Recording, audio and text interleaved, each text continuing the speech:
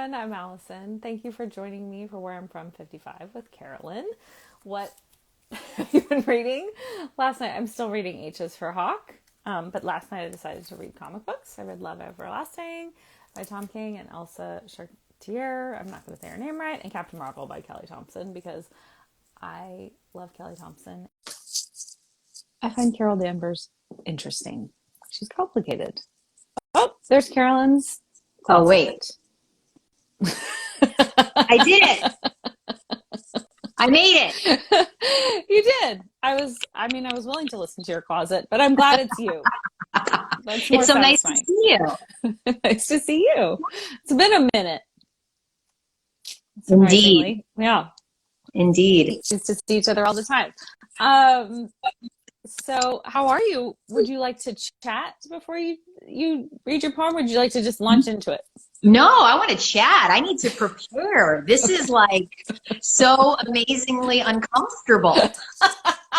It is uncomfortable for people. I just had someone write me and say that's like someone who is a writer and has been published and is writing memoir and she's nervous. Yeah, it's uncomfortable. I mean, the whole Yeah. process was, I loved it and it was beautiful and Yeah. it brought up a lot. Yeah. Yeah. I think especially as we get older, we don't think about this stuff as much, consciously. I think we do unconsciously oftentimes, but we don't really sit down and like, oh, what about this? For me, I enjoyed the license to just sit and think about it. I mean, to me, what I thought was amazing about it, right? In some ways, I love the prompts, right? Like I was like, okay, I Yeah. can do this, Yeah. right? But look, Allison, you know this, my parents both died in the last, it was 2020 with my dad, it was 2021 with my mom. So although I am super familiar with the layers of grief for all sorts of reasons, I was like, oh boy, like it was sort of another whole opportunity to take a travel, like to take a trip in there again in a different way. Right. Not as much about the grief. I mean, not as, Right. but it's there. It's totally there. And I just, I thought it was interesting. I was looking at what you sent me and I was looking at the ones you've done, like with people. And I love that word, the word you have, like the hashtag, I think it says micro memoir, Yeah. right? Yeah. Yeah. And I was like, oh my God, that's so amazing. Cause that's really what this is. It is. It's It's, like, oh my, yeah. like if someone read that who knew me or didn't know me, they'd be like, wow, got a Yeah. pretty clear picture. Yeah.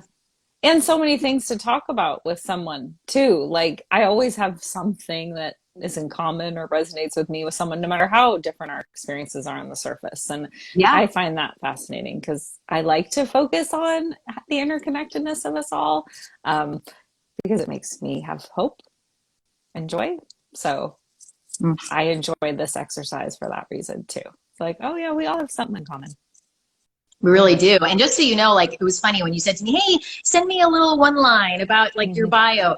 I've never really, I don't think I've ever written like blah, blah, blah, coach, facilitator, and I never have used writer.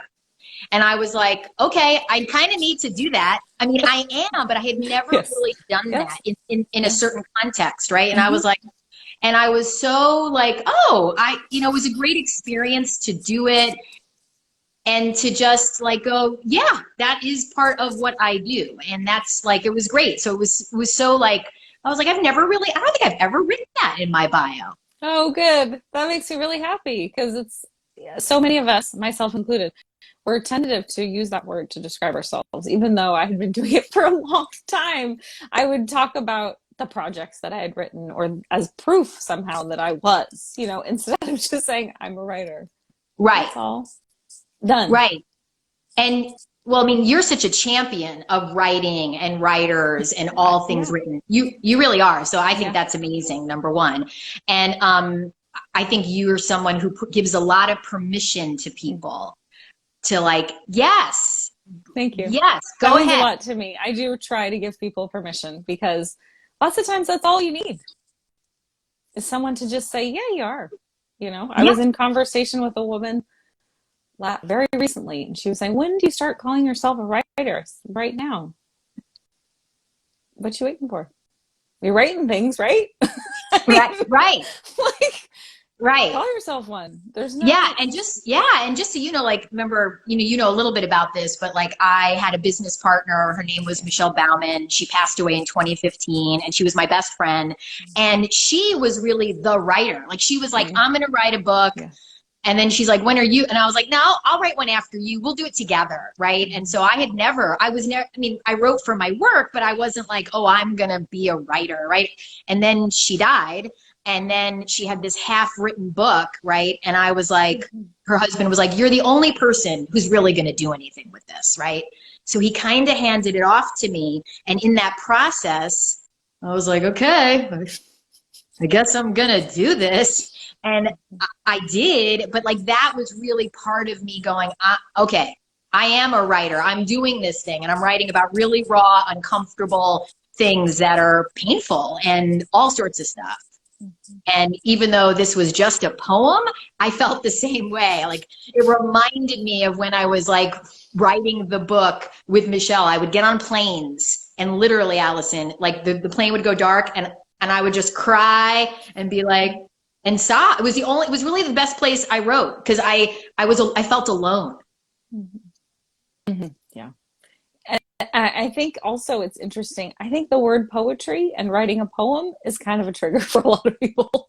Like, it brings up a lot of their imposter syndrome. It's like, oh, well, I couldn't possibly write a poem. Even women, it's mostly women because I've had one guy on, who've written books, and they're like, oh, a poem, I don't know. Yeah. Like, you can do this. We own these words. They're ours. We can use them however it feels right to us. And there's so many gatekeepers, mostly imagined, to Right. keep us from doing these things. And yeah, doing this has been so good for um, my own growth and my own advocacy, my self advocacy, because I really do try to practice what I preach, So I'm saying to other people, oh, you can call yourself this, you can do this. And oh, okay, I guess that means I also can do those things.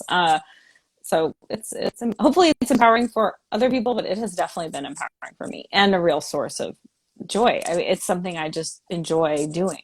And it's nice to have something built into my life that is just, I mean, it's joyful. I don't know. I can't think of the right word right now, but it's not like I'm doing for someone. Right. I think especially as a parent, that's something that is on our minds a fair amount. Absolutely. I'm just doing it for myself.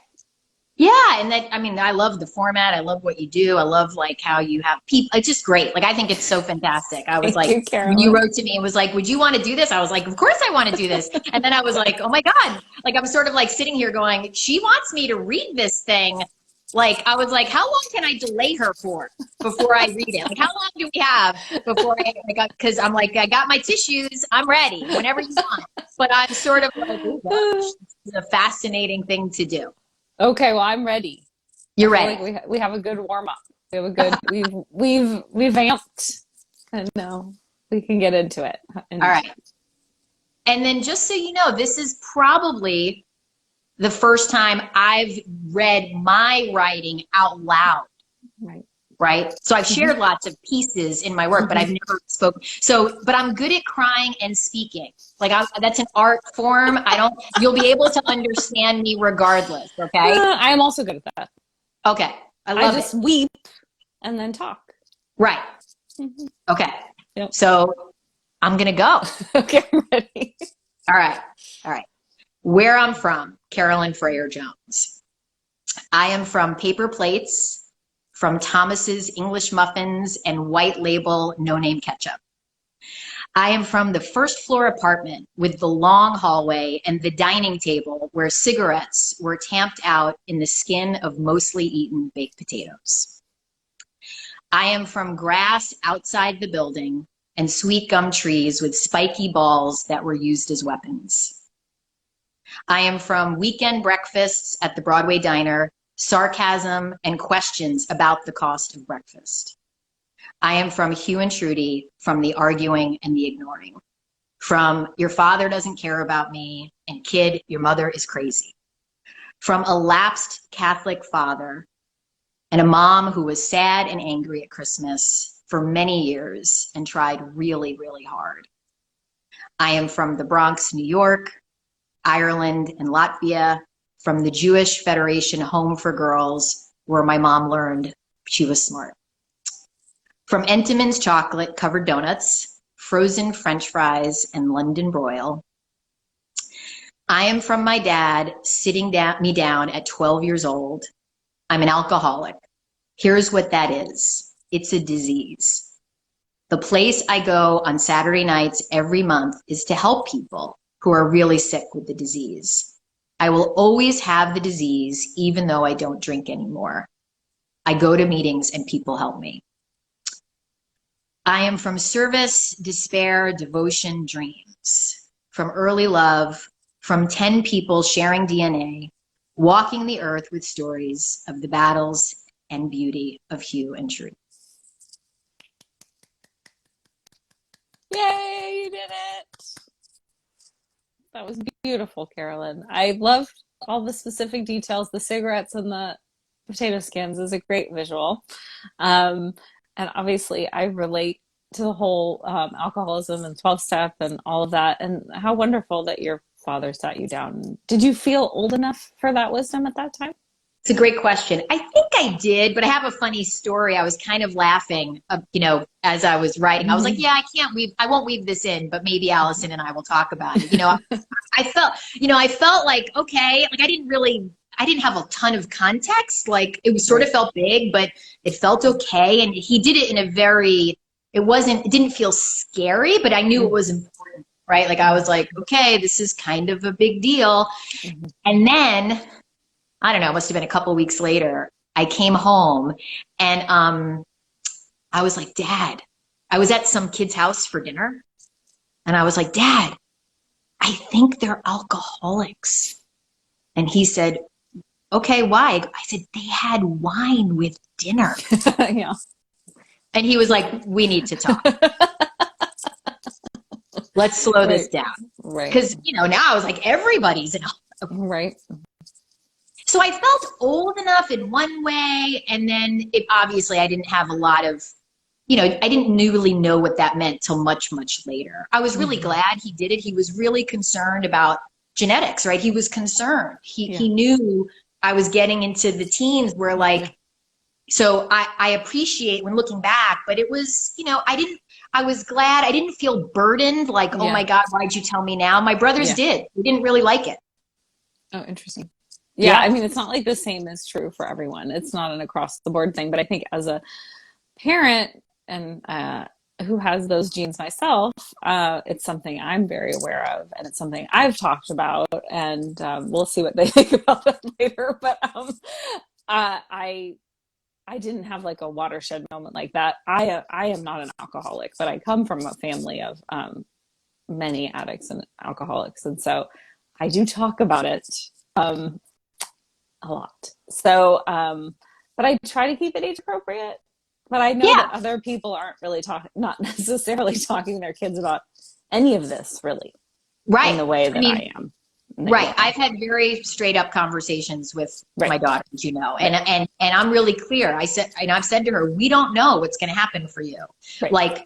This can skip a generation. I said, and I want to be straight up. You're going to need to be watchful. Doesn't mean don't try it. Like, I'm not saying this is a no. You're going to have to find your own way. But I'm really clear, like you, like, no. This needs to be on the table. It needs to be okay. Yeah. I mean, and I agreed. And those things were said to me by my mom because it was so obvious what was going on with other people in my family. And I did find it a little burdensome because I just found so many things. There was so much going on that was burdensome. And I just wanted to be normal, whatever that is. And so that felt like one more thing. Like, I can't just go out and drink with abandon, Right. But I couldn't go out and drink with abandon. Once I did try it, that wasn't in the cards for me. I had to be really mindful about it. So, and I don't drink. And for years, I just pretended I did because it made other people uncomfortable. And I didn't have like a story that wasn't a very long, detailed story of why I didn't drink, because I'm not an alcoholic. But I just would be like, just nurse a drink for hours, and Right. just to make other people feel at ease.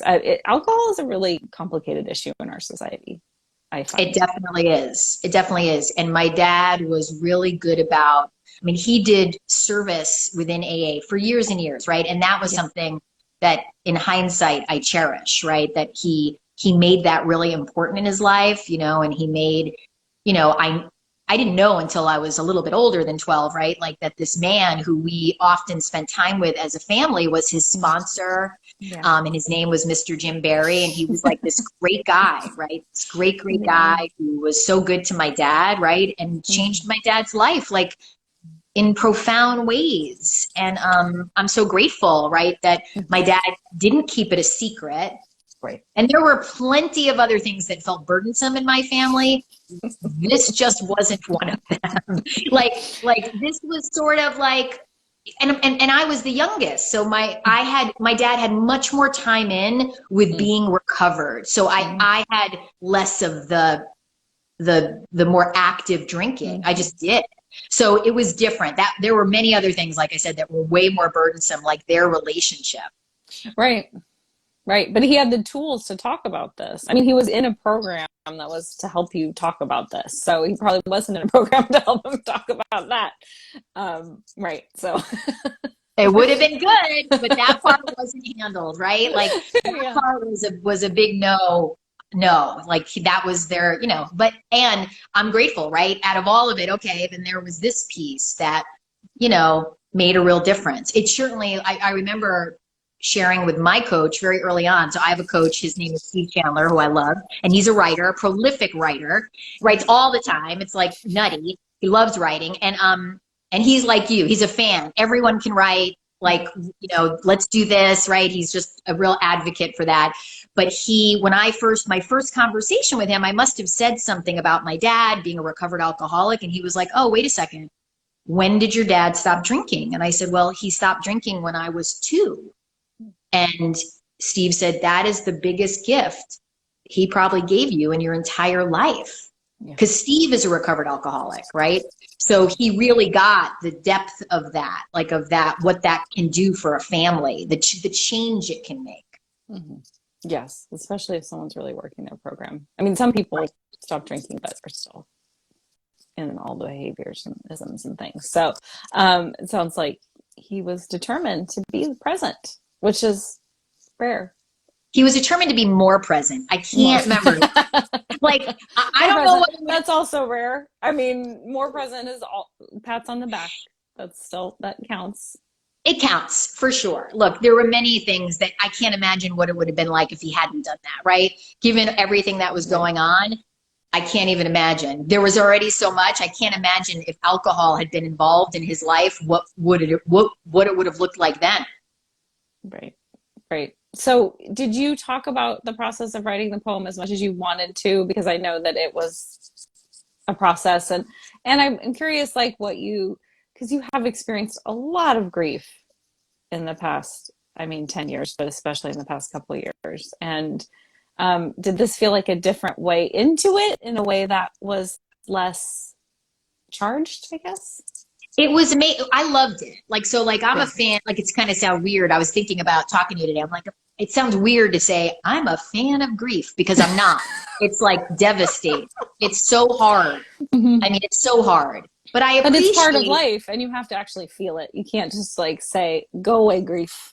That's not going to work. No. So, no.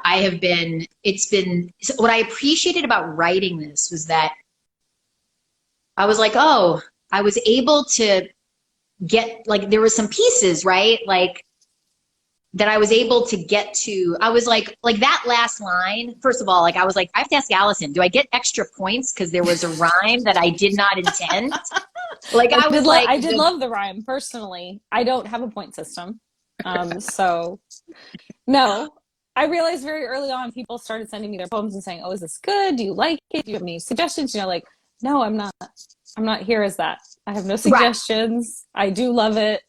It's your choice. I'm not an editor. Right.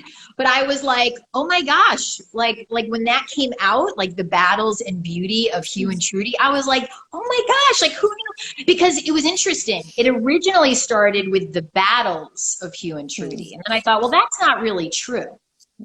That's not really true. Because my parents, as complicated as they were, and as complicated as being their child was, and it was, there's beauty. Like my parents were devoted to us, as complicated and dysfunctional as they were. Like they loved us, and I was like, oh, like the fact that I could even say that was a win. Yeah, that is a win. I mean, of course, what I know of your mother was you going on these trips with her.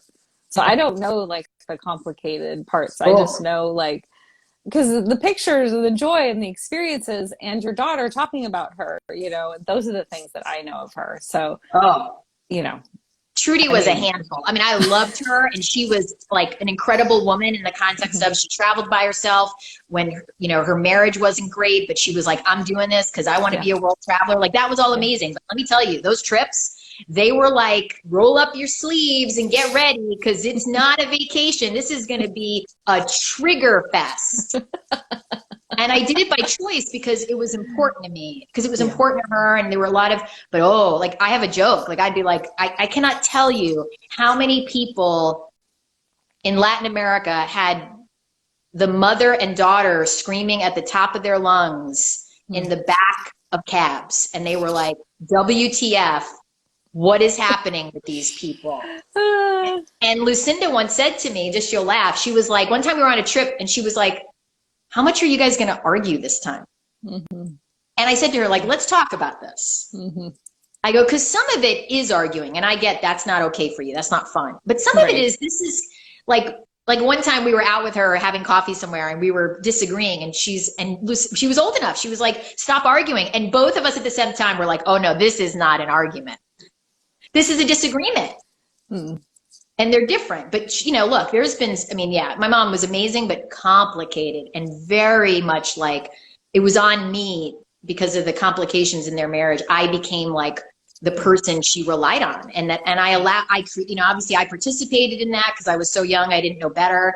And I felt very responsible for her happiness. And I felt very responsible for her unhappiness. Yes, I understand that feeling. I think as a young child, and oftentimes it seems young girls with their mothers, like, I mean, that there is this kind of enmeshment that happens, especially when the marriage is not satisfying and the personal life isn't satisfying. And I mean, I don't really think as a child you have a choice. Like you're going to survive and make it through. And so this is what you do. And then later you have to figure it out. Yeah. And there were a lot, like I felt so, and then there was a lot of dynamics where I was working hard to create my own limits. Like, hey, this is not my job. And boy, she did not like that. She was like a battering ram, like, you know, and it was challenging. I have emails that would make you go, like people's hair would catch fire if they saw some of these emails. I mean, you know, and I can look at them now and go, that's like, my intention, we'll see if it comes forward, is I want to write a book about my mom and me, like Travels with Trudy is the working title. Yeah. Yeah. But it's not about the trips. It's about this. Yeah. Right. But those emails, like, I'm like, ooh, Carolyn, I don't know if we'll put those in the book. I mean, they're really hard to read, even for me. I'll open them up occasionally and look at them and be like, ooh. And sometimes it's like, wow, look how far I've come, which is amazing. Yeah. It's exposure therapy. Those emails. It's really true. Yeah. Well, that sounds like a fascinating book, Carolyn. I would be interested because I think this is something a lot of people, many of us, and it still happens, you know, kids are really adultified and asked to do things that they're not possibly capable of doing, but they try. They do. And I tried and I did my best, and like, and I'm grateful that I was able to get to the place where I was like, this is not mine. Like, I love you. Like the writing, what was great is obviously a lot of that was from before I had awareness of, like, you know, as you've shared, right? It's like we're in this bubble with our families in our apartments and in our houses. And it's like, we don't know what we don't know. We just don't. We're just trying to we're trying to cope. For sure. Yes. We're trying to cope.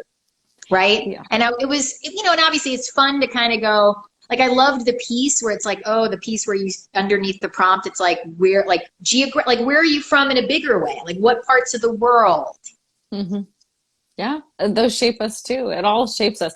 I hope you see the lovely comments that happened after you read your poem. Okay. I just wanted to make sure you saw them because they're really sweet. Okay. Yeah. Because it goes away after we go away. So I know. It's super sweet. Okay, good. Thank you. So do you have any other I have one last question, but about grief.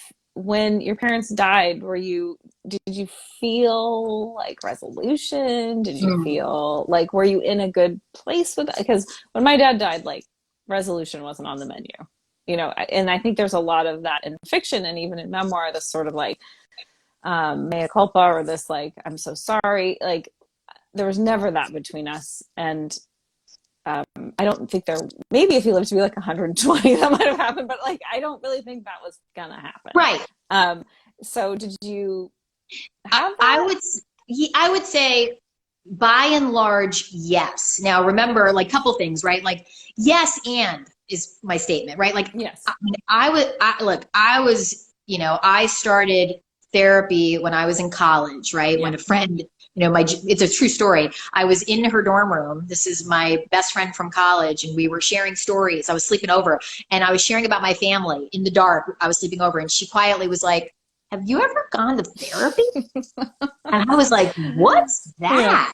Because I didn't know. And she goes, "Oh, it's the best." Oh, what a wonderful friend. That's a really sweet thing to say, and to say in that way. Because I feel like when people said it to me, it was not with the love always. Right. Know? So, like, but I mean, therapy. Yeah, right. Oh, there's lots of ways to make that sentence sound horribly judgmental. Yeah. Right. And so, you know, look, I've been like really clear that the way I would create a better life for myself was through getting as much as I could handle in these relationships, right? And there were periods where I, you know, for both self-preservation, I had to kind of move away and not talk to them as much. And then but I was really committed to not just like being like, I'm out, because that's just where I was. Yeah. And so when my dad died, I would say that we were very complete on all the things that that didn't work for me, like that really hurt me. Like that had been handled for a while. Did he make amends to you? He did, although probably not, you know, like if I could give him a score, like on amends, you know, he did his best given what he had handled. Right. It wasn't like the way you and I. It wasn't a 10 out of 10 though. It wasn't a 10 out of 10 amends. He was like, you know, I mean, it was sort of a defensive amends. Yeah, that happens. It was a defensive amends. And, you know, God bless him, did the best he could. And then my mom, you know, and it was okay though. Like I was really like, we were really okay. Like I was really more at that point in service to him, and like, you know, so that was totally fine. And again, decades and decades of work and now, but there was stuff going on between them up until the last moments, Allison. I mean, I kid you not. Like, you know, people like, I was like, no, you don't understand.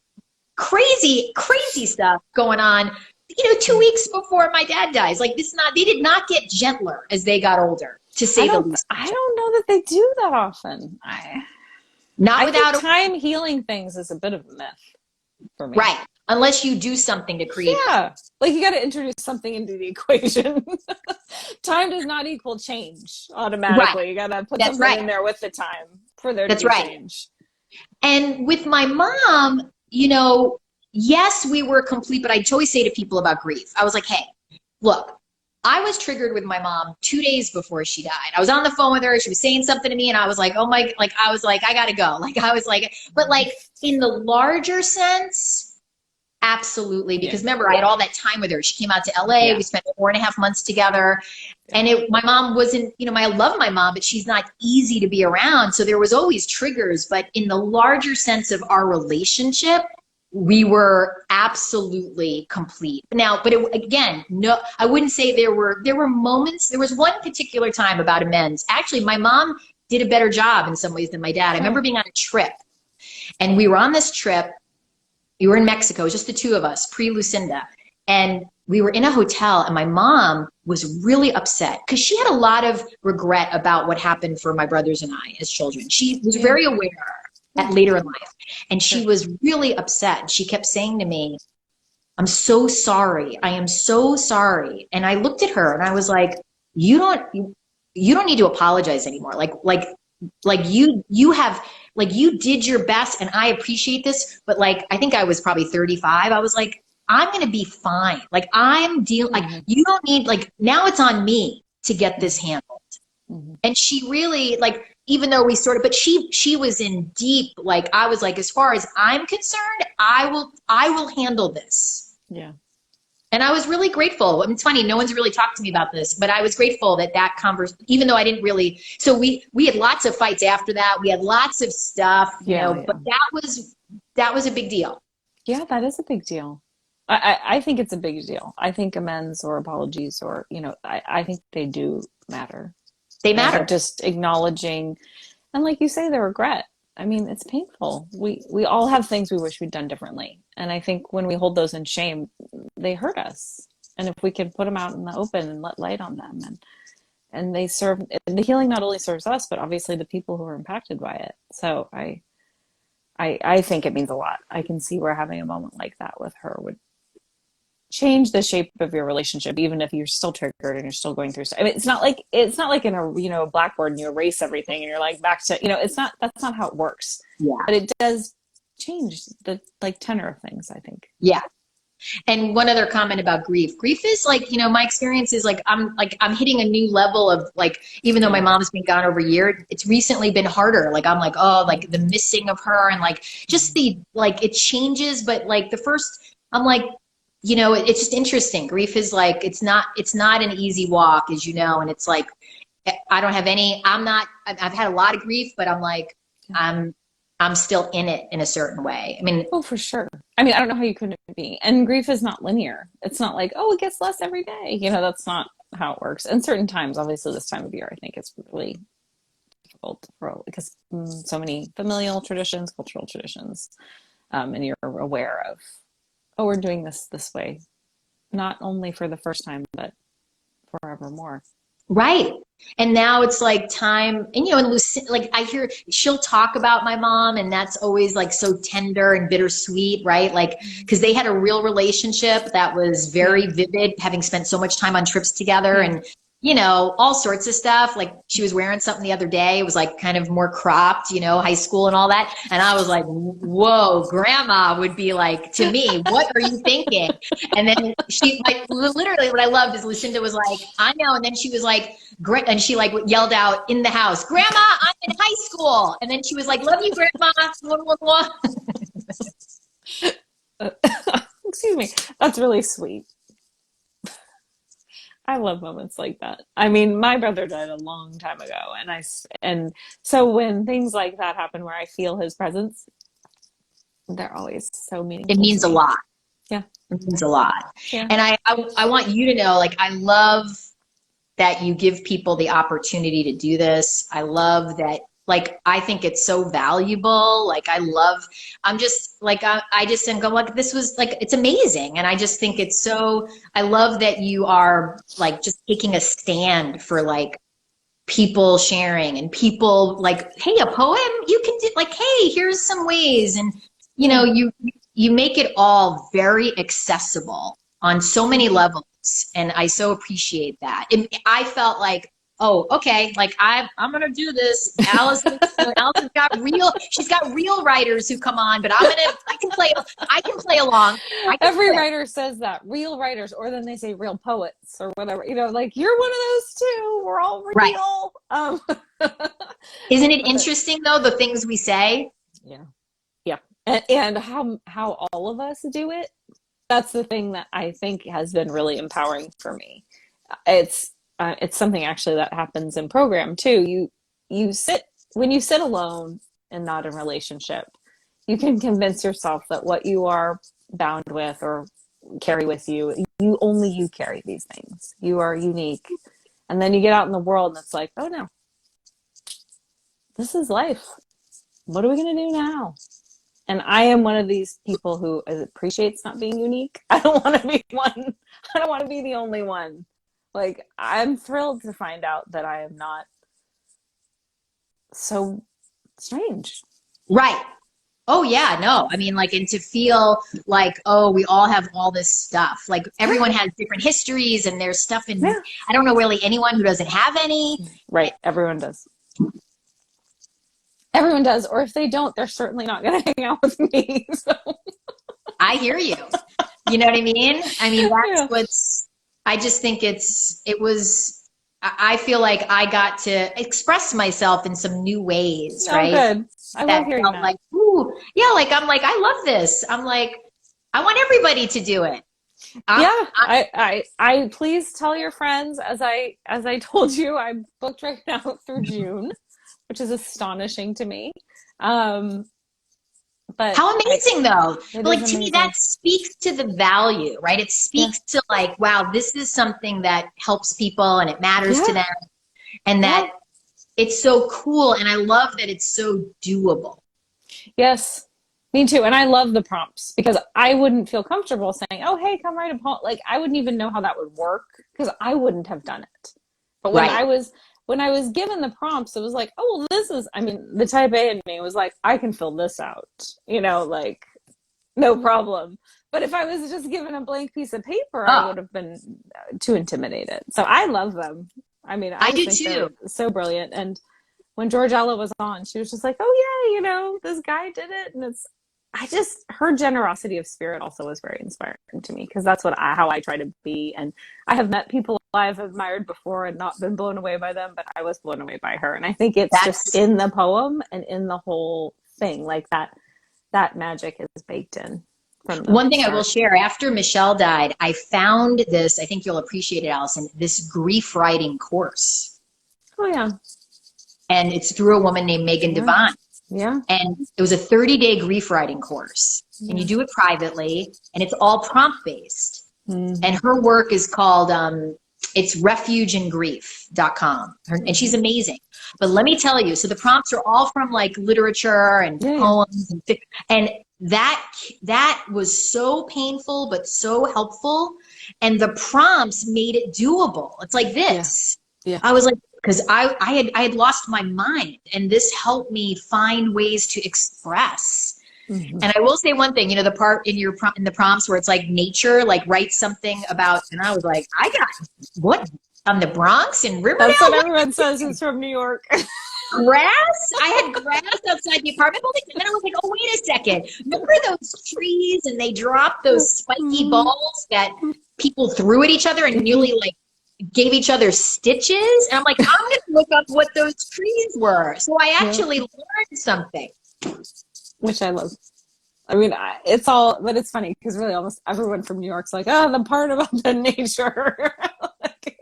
That's hilarious. It's uniform. Yeah, it's pretty uniform. So, well, any other last thoughts, Carolyn, before we wrap? I know we could just continue talking about it. I appreciate you and I appreciate who you are in the world and I appreciate the work you do and I love it and I can't wait to like be a witness to it growing and expanding in whatever way it does.